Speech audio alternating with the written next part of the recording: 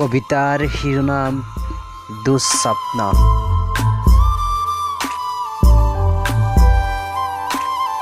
কবি অশ্ৰুলেখা, যোৰহাট, আবৃত্তিকাৰ মিজু, অসম।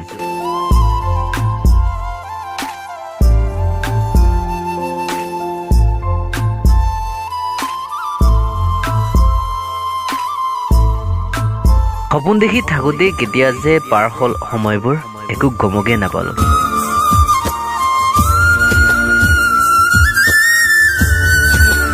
যাওঁ বুলিয়েই গুচি গ'লা, দুখৰ দলিলত আঁকি থৈ অনেক দুঃস্বপ্ন।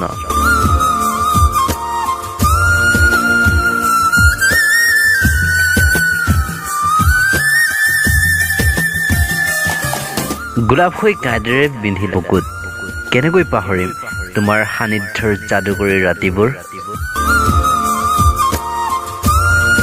এতিয়া মাথো স্মৃতি হৈ ৰৈ গ'ল সেই সপোন মোৰ বুকুত।